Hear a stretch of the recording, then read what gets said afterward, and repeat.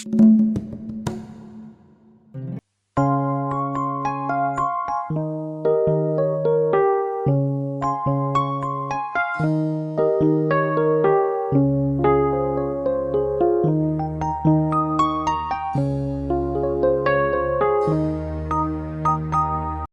l'émission d'aujourd'hui, jour de culte. Et dans ce programme de jour de culte, cette réunion de ce soir, nous allons parler d'un thème que j'ai titulé ainsi. Alerte, ne laisse pas que Satan gouverne tes pensées ni ton esprit. Alerte, ne laisse pas que Satan gouverne ton esprit et tes pensées. Alléluia. C'est ça le thème de ce soir dans ce programme Jour de culte. Et nous allons voir qu'il y a tant de questions, frères et sœurs, qui ont été posées telles que le croyant, Satan, peut-il dominer nos pensées et notre esprit? Est-ce que nous croyons, frères et sœurs, est-ce que vous croyez que Satan peut-il dominer notre âme, notre esprit et notre pensée? Notre ennemi spirituel sait-il quelles sont nos pensées? Le diable sait-il nos pensées? Combien et quelles sont les étapes d'un esprit lié et à venir? Il est possible, frères et sœurs, de renouveler notre esprit. De quelle manière?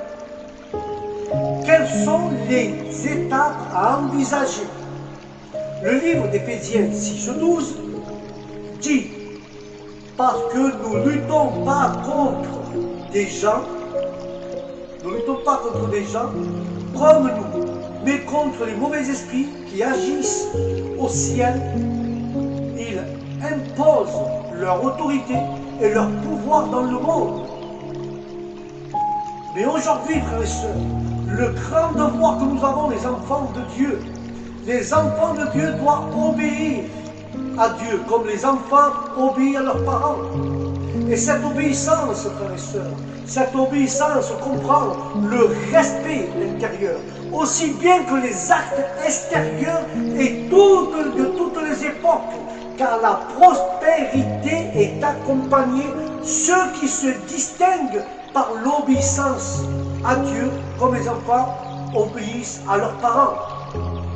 Le devoir des parents, ne soyez pas impatients, n'utilisez pas une sévérité déraisonnable, mais traitez les enfants et traitez vos enfants avec prudence et sagesse, car convaincre vos jugements et travailler sur votre raison. Élevez-les bien à vos enfants. Il faut bien les élever sous correction appropriée et compatissante et dans la connaissance du devoir que Dieu exige. Mais quel est ce devoir?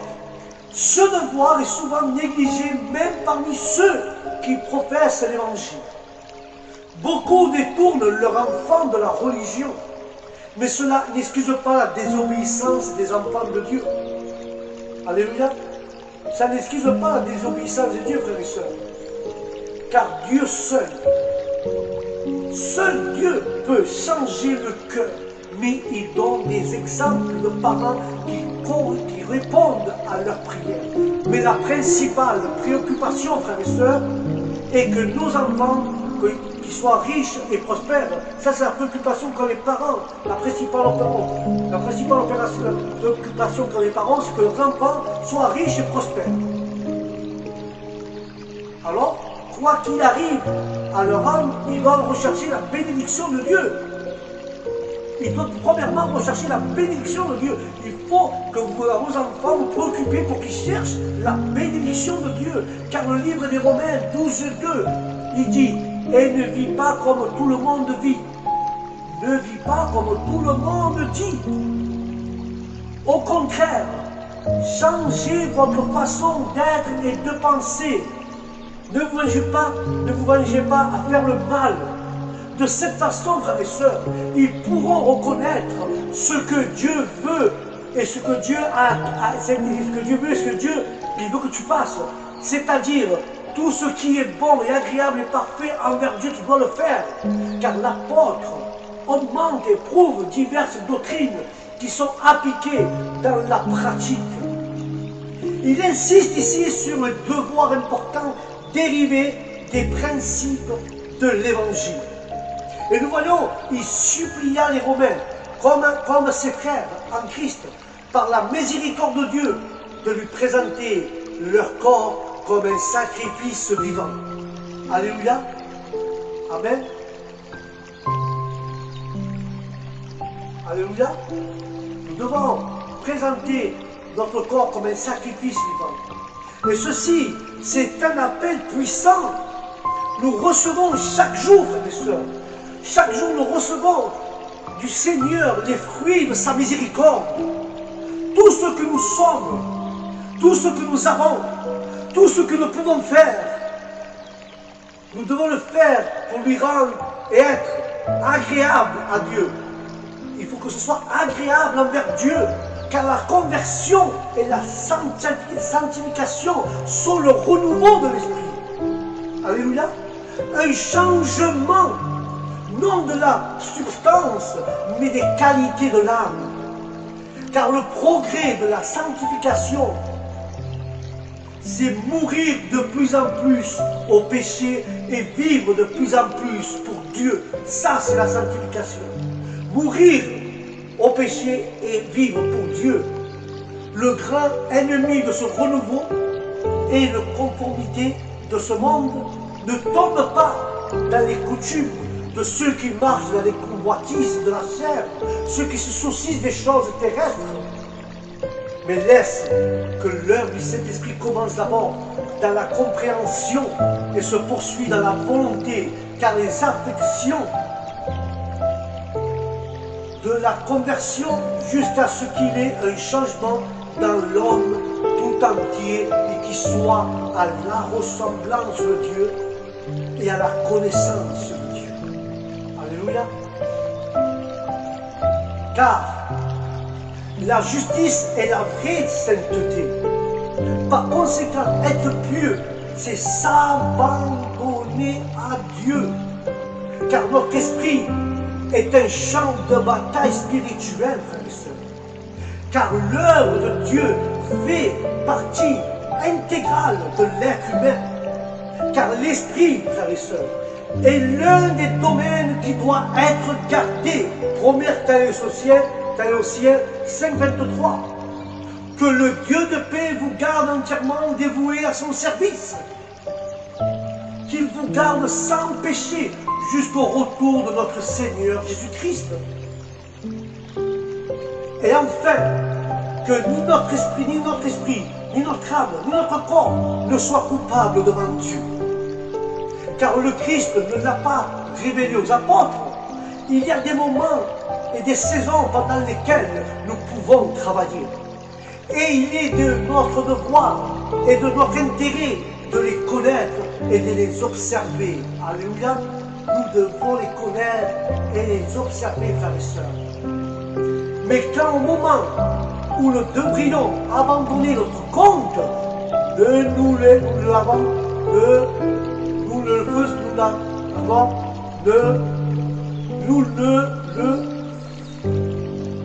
nous ne savons pas, frères et sœurs, notre compte. Nous ne connaissons pas, nous ne savons pas notre compte. Et nous n'avons pas besoin de le savoir. Car la venue du Christ, frères et sœurs, sera une grande surprise pour les hommes. Notre Seigneur lui-même l'a dit, tout comme l'heure de la mort est la même pour chaque personne, comme le jugement, et pour l'humanité en général, frères et sœurs. Car la venue du Christ sera terrible pour les méchants. Leur destruction les rattrapera, frères et sœurs.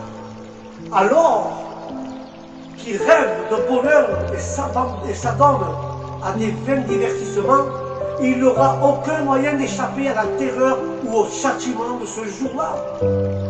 Mes frères et sœurs, je vous exhorte et je vous anime, efforçons-nous d'éveiller notre esprit, notre conscience en nous-mêmes et chez les autres, et nous protéger de notre ennemi spirituel, nous devons nous protéger de notre ennemi spirituel, nous devons nous réveiller. Car notre esprit est un élément essentiel pour penser, obéir et être fidèle à Dieu. Car le livre de Marc 12:30 dira ainsi, aime ton Dieu avec tout ce que tu penses, avec tout ce que tu es et tout ce que tu vaux. Alléluia. Ceux qui désirent sincèrement apprendre leur devoir, Christ les guidera avec le jugement et il leur enseignera sa voie. Il dit aux scribes que le grand commandement qui s'applique vraiment à tout le monde est d'aimer Dieu de notre cœur, de tout notre cœur, partout, et tel est le principe directeur de l'âme. Alléluia. Mais il y a une provision, frères et sœurs, pour tout autre devoir. Aimer Dieu de tout notre cœur nous engagera à tout ce qui lui plaît. À tout ce qui lui plaît. Les sacrifices ne représentaient que l'expiation et transgression de la loi morale par les hommes. Il n'y avait aucun pouvoir sauf lorsqu'ils exprimaient leur repentissement et leur foi envers le Sauveur promis et lorsqu'ils les conduisaient à l'obéissance morale.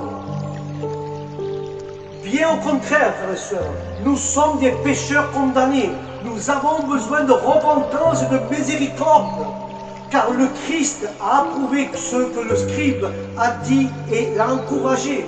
Il est resté ferme, parce que cette connaissance de la loi conduit à la conviction du péché, à la repentance, à la découverte de notre besoin de miséricorde et à la compréhension du chemin de la justification par le Christ. Alléluia. La gloire est à Dieu. Quelle phrase! Car l'esprit porte des pensées qui s'inclinent au péché. Nous pensons et agissons. Si nous ne nous soumettons pas à l'esprit, nous devenons ennemis de Dieu. Et que malgré la haine de Dieu pour le péché, Dieu ne sait plus à réconcilier l'homme déchu avec lui-même. Alléluia.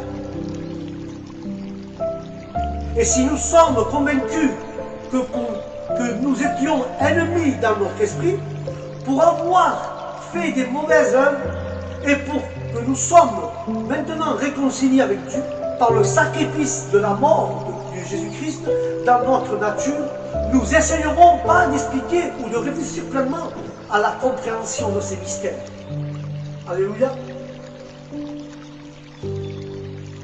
Mais nous verrons la gloire de ce plan de rédemption et nous nous réjouissons de l'espérance qui nous est proposée. Si oui, et que l'amour de Dieu pour nous est si grand, que ferons-nous maintenant pour Dieu? Soyez fréquemment dans la prière, et en abondant dans les devoirs sacrés de Dieu. Et vous ne vivez plus vous-même, mais vous vivez plus même, vous vivez pour vous-même, non, vous vivez plus pour vous-même, mais vous vivez pour Christ.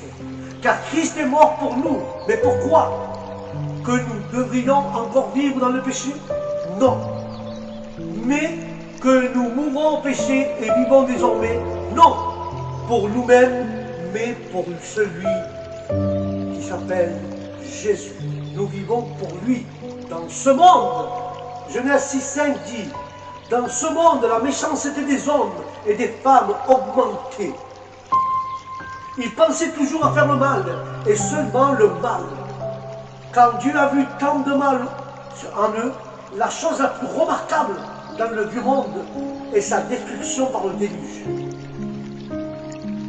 Alléluia. On nous a parlé de l'iniquité abondante dans ce monde méchant. La juste colère de Dieu et sa sainte résolution de la punir. Il ne donnera jamais sa bénédiction si nous préférons la beauté, l'esprit à la richesse ou les honneurs du monde à la foi et à la sainteté. Car l'Esprit de Dieu a lutté contre les hommes en envoyant Enoch, Noé et peut-être d'autres pour leur prêcher. espérant d'être gentils malgré ses rébellions et provoquer et convaincre dans leur conscience. Mais le Seigneur a déclaré que son esprit, dès son esprit, Dieu l'a déclaré, tu ne devais pas toujours combattre ainsi avec les hommes. Cela les laisserait endurcir dans le péché et mûrs pour la destruction. Alors il a décidé ainsi, parce que l'homme était chair, non seulement fragile et faible, mais charnel, ayant abusé des nobles pouvoirs de son âme pour satisfaire ses penchants corrompus. Mais Dieu, frères et sœurs, Dieu voit tout le mal qui existe parmi les enfants des hommes. Cela ne peut pas être caché maintenant, frères et sœurs. Et s'il ne se répandent pas, il vous le fera savoir sous peu. Car la méchanceté d'un peuple est vraiment grande quand les pécheurs notoires sont des hommes renommés parmi eux. De nombreux péchés ont été commis partout et par toutes sortes de personnes. Tout le monde pouvait voir que la méchanceté de cet homme était grande. Mais Dieu a vu que toute imagination ou tout dessein des pensées du cœur de l'homme était mauvais. Car c'était la racine amère, la source corrompue. Le cœur était trompeur et désespérément mauvais, car les principes étaient corrompus. Les principes étaient mauvais. Il y avait des mauvaises habitudes, des mauvaises dispositions, car leur conception et dispositif étaient pervers. Ils ont fait le mal délibérément et se sont consacrés à la manière de faire que du mal. Il n'y avait rien de bon entre eux, car Dieu voyait la méchanceté de l'homme comme quelque chose de blessé. Il la voyait comme un père tendre voit la folie d'un enfant rebelle et désobéissant. Alléluia. Est-ce que Dieu déteste notre péché à ce point? N'en serons-nous pas attristés au cœur? Ou enfin, que puissions regarder celui qui nous avons attristé et déploré? Dieu regretterait d'avoir fait l'homme, mais nous ne trouvons jamais, repentant d'avoir racheté l'homme. Dieu décide de détruire l'homme. Le mot original est très frappant. J'effacerai l'homme de la terre. Comme on enlève la saleté ou la crasse d'un endroit qui devait être propre. Alors Dieu parle de l'homme comme de sa propre créature. Lorsqu'il décide de la sienne, le châtiment, ceux qui ne répondent pas à la fin de leur existence perdent la vie. Dieu parle de résolution concernant les hommes après que son esprit ait lutté avec eux en vain pendant longtemps. Personne n'est puni par la justice de Dieu, sauf ceux qui détestent être reformés par la grâce de Dieu.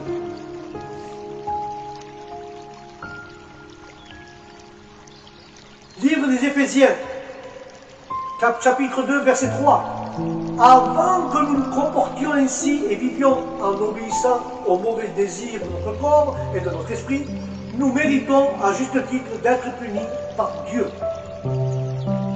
Comme tout le monde, le péché est la mort de l'âme. Un homme mort par ses offenses et ses péchés ne désire pas les plaisirs spirituels.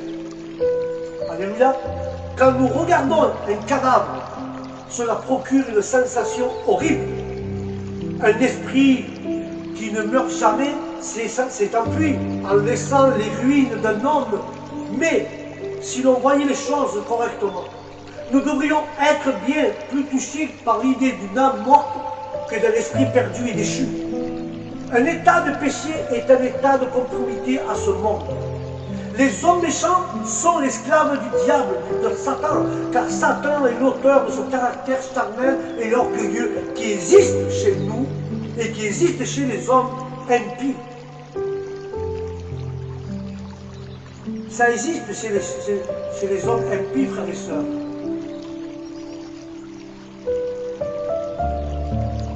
Je veux que tu réfléchisses à cela. Je veux que je réfléchisse à tout ce que je viens de dire. Parce que c'est horrible. Car nous sommes un esprit perdu, il est contrôlé par le diable, car Satan est l'auteur du caractère charnel et orgueilleux qui existe chez les hommes impies. Mais, à part qu'il existe chez les hommes impies, Satan règne dans le cœur de ces hommes. D'après les Écritures, il est clair que les hommes étaient plus inclins au mal ou au spirituel. Tous les hommes étant naturels des enfants de désobéissance sont aussi par nature des enfants de colère. Quelles raisons ont donc les pécheurs de rechercher avec ferveur cette grâce qui fera d'eux des enfants de colère à des enfants de Dieu et des héritiers de la gloire? L'amour éternel ou la bonne volonté de Dieu envers ses créatures est la source d'où jaillissent toutes ses miséricordes envers nous. Et que l'amour de Dieu est un grand amour et que sa miséricorde est riche et tout pécheur converti est un pécheur sauvé. Alléluia. Mais à part qu'il soit un pécheur sauvé, c'est un pécheur libéré du péché et de la colère de Dieu. Car la grâce salvatrice, c'est la bonté et la faveur gratuite des ennemis immérités de Dieu. Et Dieu veut vous sauver, non par les œuvres de la loi, mais par la foi en Jésus-Christ, frères et sœurs. Car la grâce dans l'âme est une nouvelle vie dans l'âme. Un pécheur régénéré devient une âme vivante, frères et sœurs. Vivante, ça veut dire vivre, avoir une vie de sainteté, en étant né de Dieu, vivre en étant libéré à la culpabilité du péché par la grâce qui pardonne et justifie. Car les pécheurs, les âmes sanctifiées, siègent dans les lieux célestes. Elles le sont élevées au-dessus de ce monde par la grâce de notre Seigneur Jésus-Christ.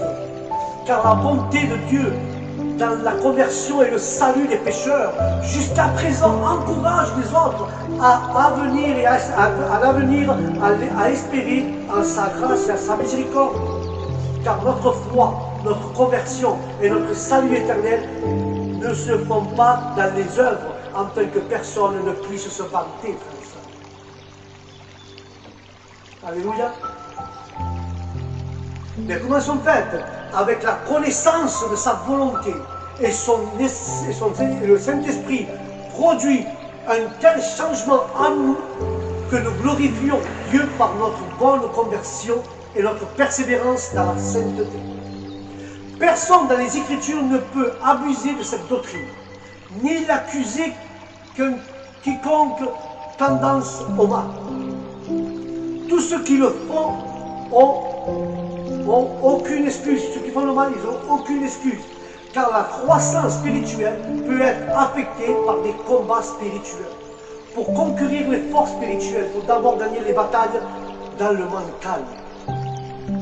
Car l'Église passe une position passive et tout ça à une position défensive dans le combat spirituel. Et tout ça se passe par l'œuvre du Saint-Esprit. Dieu renouvelle nos esprits et nous permet d'accomplir ses ordonnances de vie. Dans le passé, j'ai pris ensuite et j'ai livré leurs ancêtres et je les ai fait sortir d'Égypte. La parole dit ainsi. Puis j'ai conclu une alliance avec eux, mais ils ne l'ont pas accompli, même si j'étais leur Dieu. C'est pour ça et c'est pourquoi mon nouveau pacte avec le peuple d'Israël sera celui-ci. Je ferai apprendre mes enseignements par cœur pour qu'ils soient le guide de leur vie. Je serai leur Dieu, ils seront mon peuple. Je vous jure qu'il en sera ainsi et le peuple de Dieu sera nombreux et prospère. Tout cela est écrit dans les livres des Hébreux, frères et sœurs. Et il dit encore, les Hébreux 8 à 9, il dit, ce lieu est cité comme la somme de l'alliance de grâce conclue avec les croyants en Jésus-Christ. Non, je vais nous donner une loi, non, parce que le Christ n'est pas venu pour abolir la loi, mais pour l'accomplir. Ah, mais la loi sera écrite dans leur cœur par le droit de l'Esprit, comme il a été écrit auparavant sur les tables de pierre. Alléluia. Le Seigneur, par sa grâce, fera de notre peuple un peuple de bonté et de bonne volonté au jour de sa puissance.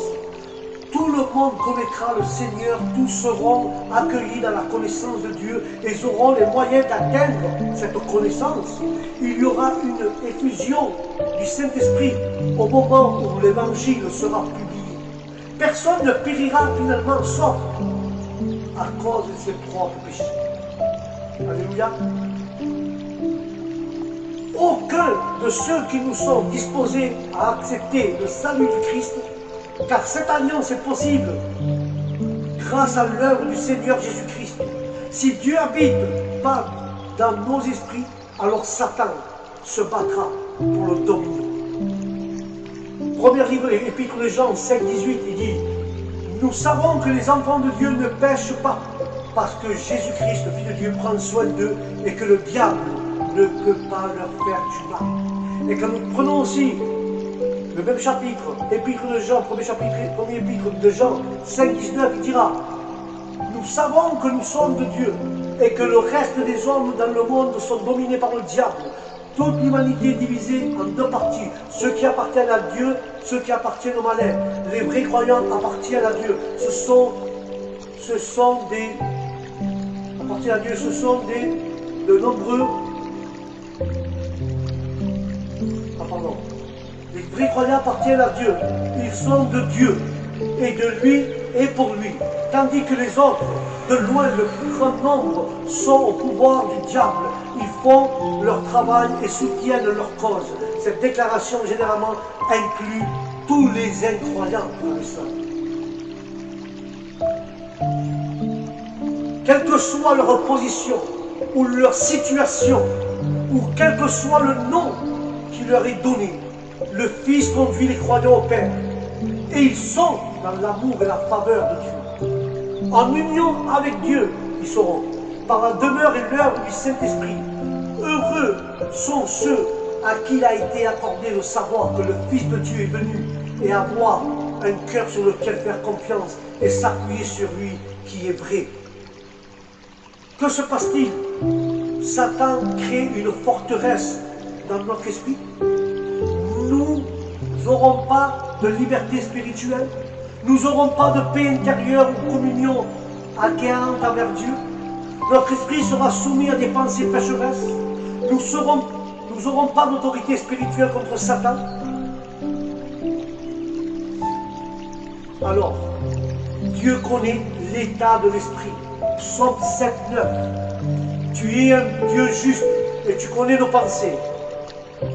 Mais donne fin aux méchants, afin qu'ils ne fassent plus de mal. Mais apporte ton soutien aux honnêtes gens. David s'enfuit vers Dieu pour obtenir de l'aide. Mais seul Christ pouvait l'invoquer le ciel pour témoigner de sa justice et en toutes choses. Mais pourtant, frères et sœurs, pour nous soumettant à l'accusation de la culpabilité, il a tout souffert, tous les maux, mais étant innocent, il a triomphé de tous. La supplication est là, car le Dieu juste teste le cœur et les rêves. Il est témoin de la sincérité secrète des méchants. Et comment y mettre fin? Juste. Et a les moyens, Jésus a les moyens de le démontrer. Lorsque l'homme a fait la paix avec Dieu, concernant tous ses péchés, en termes de grâce et de miséricorde, par le sacrifice du médiateur. Il peut, par rapport à ses ennemis, faire appel à la justice de Dieu et décider ainsi. Mais le livre de Jérémie 17, 10 dit « Moi seul, le Dieu d'Israël, je sais très bien ce qu'ils pensent, je les punirai pour leur mauvais comportement. » Celui qui fait confiance à l'homme sera comme un terrain vague dans le désert, un arbre nu, un buisson misérable, un produit d'une terre stérile, inutile et sans valeur. Mais ceux qui font confiance à leur propre justice et à leur force, ils pensent qu'ils peuvent se passer de Jésus. Ils vont de la chair leur bras, et leur âme ne peut prospérer en grâce ou en consolation. Ceux qui font de Dieu leur espérance fleuriront comme un arbre à feuilles persistantes, dont les feuilles ne tombent pas. Elles seront réparés dans la tranquillité et la satisfaction d'esprit. Ils ne s'inquiéteront pas l'année de la sécheresse. Ceux qui font de Dieu leur espoir ont suffisamment en lui pour compenser le manque de tout confort et de tout ce qui est créé. Alléluia. Mais ils ne manqueront pas de porter du fruit en sainteté et de bonne œuvre, car le cœur est la conscience de l'homme, dans son état corrompu et déchu, et trompeur par-dessus tout. Il appelle le mal le bien, et le bien le mal, et il crie la paix à ceux à qui elle n'appartient pas. En cela, le cœur est désespérément mauvais. C'est mortel, c'est désespéré. La situation est vraiment mauvaise, frères et sœurs. La mauvaise conscience. Et si la conscience qui doit corriger les erreurs des autres facultés est la première en matière de tromperie, nous ne pouvons pas connaître notre propre cœur, ni ce qu'il fera en cas de tentation. Qui peut comprendre ces erreurs, frères et sœurs? Qui peut comprendre ces erreurs?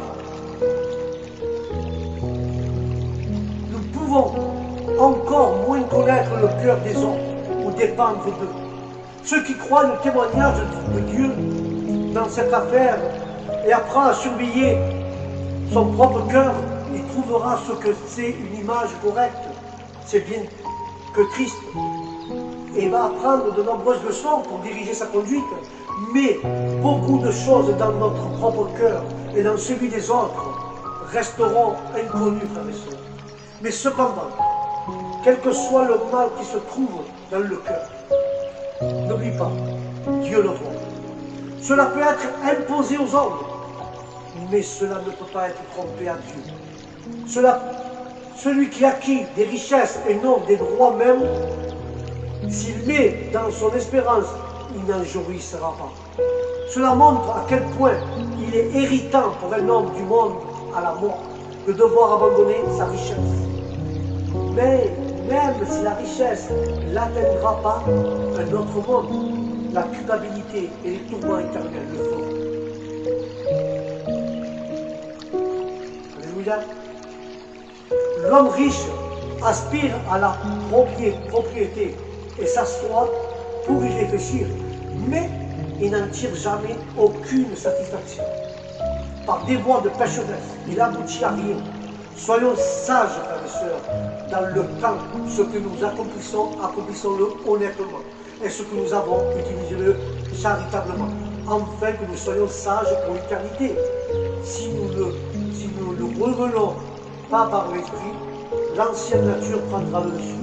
Si on ne renouvelle pas notre esprit, la chair qui est notre ancienne nature prendra le dessus, frères et sœurs. Selon la durée pendant laquelle nous avons été esclaves du mal, notre esprit sera enseveli et le processus de renouvellement des pensées prendra du temps. Il existe au moins 5 états d'esprit ensevelis, car il y a l'esprit dépravé, frères et sœurs. Le livre de Romains, chapitre 1, verset 28 à 31, dit « Puisqu'on n'a pas voulu tenir compte de Dieu, Dieu les a laissés faire tout le mal, et que leur esprit inutile les poussait à faire. » Et quand tu prends le 29, il dit « Ce sont des gens injustes, méchants, avides, ce sont des envieux, des meurtriers, des querelleurs, des tricheurs, des commérages. » Et quand tu prends le verset 30, il dit encore plus loin, ils disent du mal des autres, ils haïssent Dieu, ils sont insolents, orgueilleux, ils pensent qu'ils sont très importants, ils inventent toujours de nouvelles façons de faire le mal, ils n'obéissent pas à leurs parents. Et le verset 31 il dit, ils ne veulent pas comprendre la vérité, et on ne peut pas non plus leur faire confiance, ils aiment personne. Ils n'ont pitié de personne dans l'horrible dépravation des païens. La vérité des paroles de notre Seigneur a été démontrée. La lumière est venue dans le monde, mais les hommes ont préféré les ténèbres à la lumière parce que leurs œuvres étaient mauvaises. Car celui qui fait le mal haït la lumière. La vérité ne les plaisait pas. Et nous savons tout combien de temps un homme parvient contre l'évidence la plus solide à raisonner à partir de la conviction et de la conviction de ce qu'il est, de ce qu'il n'aime pas. Mais un homme ne peut pas être amené à un esclavage plus grand que celui de s'abandonner à ses propres convoitises. Puisque les gentils n'aiment pas connaître Dieu, ils commettèrent des crimes totalement contre les raisons et contre leur propre bien-être. Car la nature de l'homme, qu'il soit païen ou chrétien, reste la même.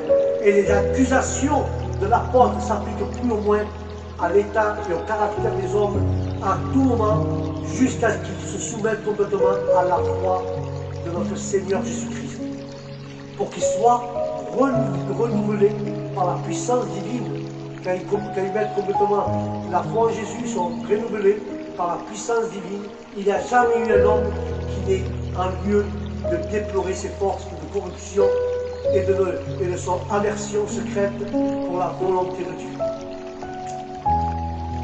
Mais, par conséquent, ce chapitre est un appel à faire un auto-examen dont la fin doit être une profonde conviction du péché et de la nécessité de se délivrer d'un état de condamnation. Bien qu'ils sachent qu'ils ont offensé Dieu, ils prennent plaisir à leur péché. C'est ça qui dit le verset 31, que chacun veut vivre selon les normes du monde. Quand tu prends Éphésiens 4:17, il parle de l'esprit obscuré. Et maintenant, je vous demande au nom du Seigneur Jésus de ne plus vivre comme ceux qui ne connaissent pas Dieu, car ils vivent selon leur idée d'insensé. Et quand tu prends toujours Éphésiens au verset 4, au verset 18, il dit, ce sont des gens ignorants, têtus, qui ne comprennent rien, et c'est pourquoi ils ne jouissent pas de la vie que Dieu donne. Quand tu prends le verset 19, qui est du chapitre d'Éphésiens 4, ils ont perdu leur honte et se sont entièrement livrés au vice. Et ils commettent toutes sortes d'indécadences.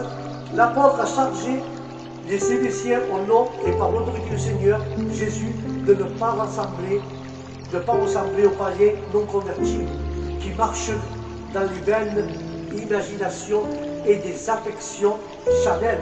Après avoir professé l'évangile, les hommes ne marchent-ils pas toujours dans la vanité de leur esprit? Ne devrions-nous pas insister à la distinction entre chrétiens réels et chrétiens nominaux? Il était dépourvu que toute connaissance salvatrice. Il a été assis dans l'obscurité et l'amenait plus à la lumière, car ils sont assis dans l'obscurité pour les amener plus à la lumière, c'est ça.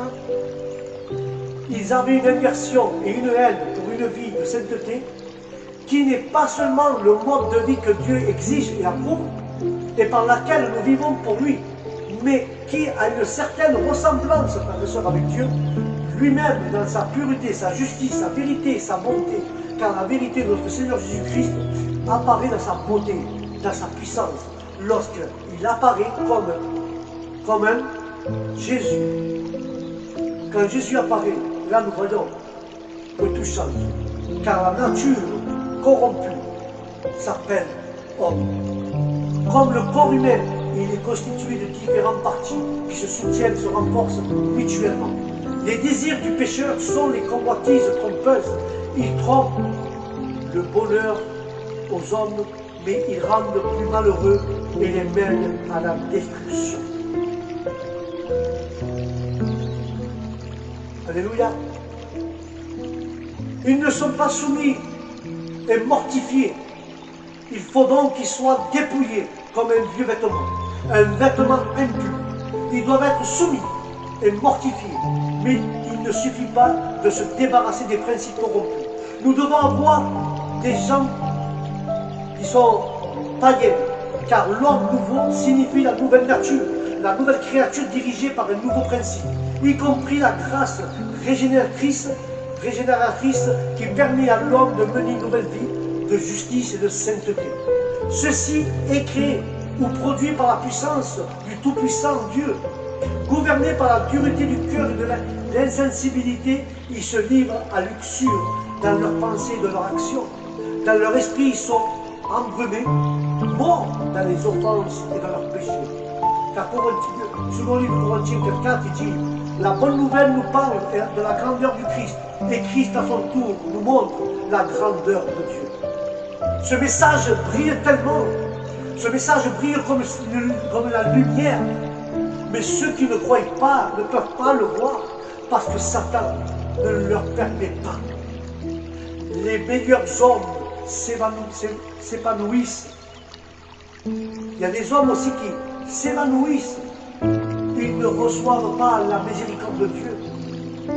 Et dans cette miséricorde qui nous a aidés et a aidé jusqu'à présent, nous pouvons être sûrs qu'elle nous aidera jusqu'à la fin. Car les apôtres n'avaient pas de dessein ou des villes ou des pervers.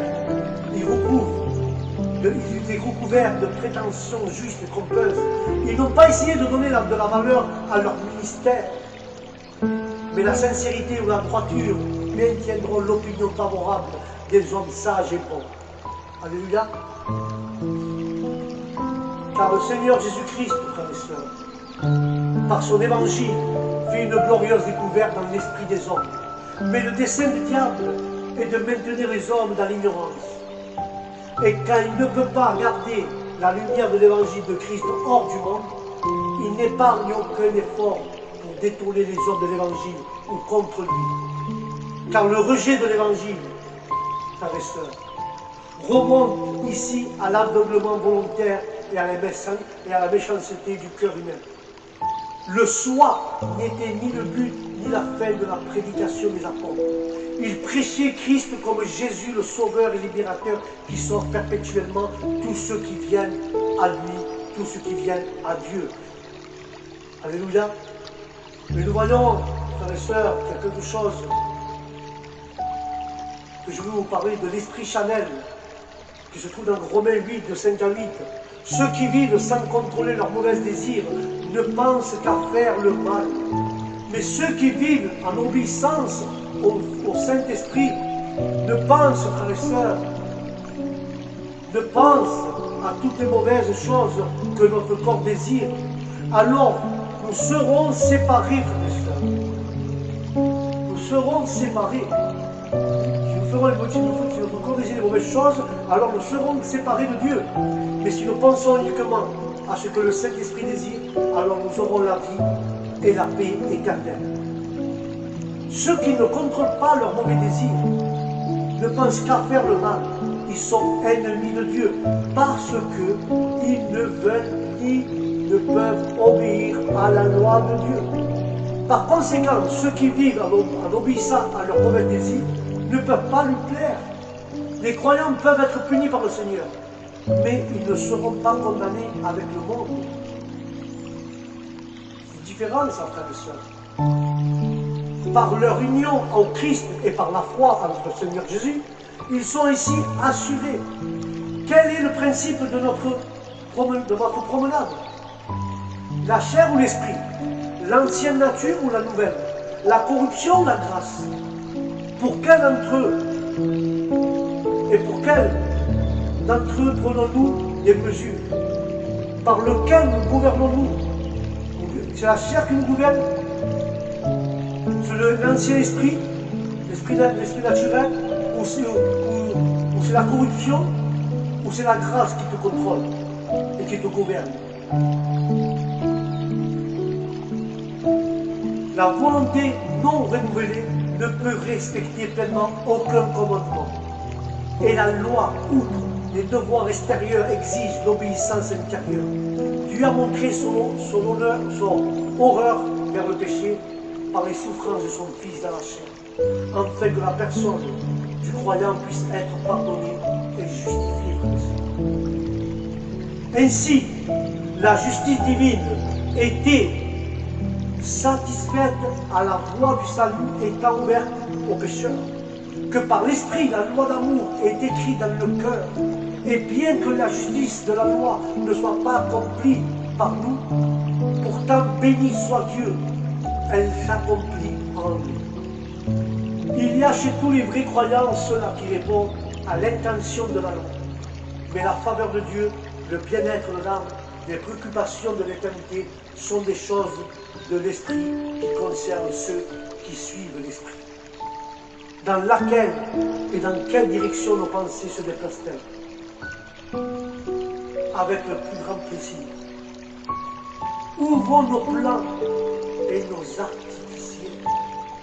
Sommes-nous plus sages pour tout le monde ou pour nos âmes? Ceux qui vivent dans le plaisir sont morts, car le livre 1 de Timothée 5,6 dira: une âme sanctifiée est une âme vivante, et que la vie et la paix, l'esprit charnel n'est que seulement l'ennemi de Dieu, mais aussi l'iniquité elle-même. L'homme charnel n'a pas le pouvoir de la grâce divine. Devenir soumis à la loi de Dieu. Mais l'esprit charnel ne le peut jamais, qui doit être brisé, expulsé. Nous pouvons connaître notre véritable état, notre véritable caractère, en demandant si nous avons ou non l'esprit de Dieu et du Christ.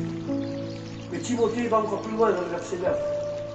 Vous n'êtes pas selon la chair, mais selon l'esprit. Après, l'esprit du Christ signifie avoir une attitude d'esprit dans une certaine mesure similaire à celle qui était Jésus-Christ, et doit être démontrée par une vie et une conversion adaptée à ses préceptes et à son exemple.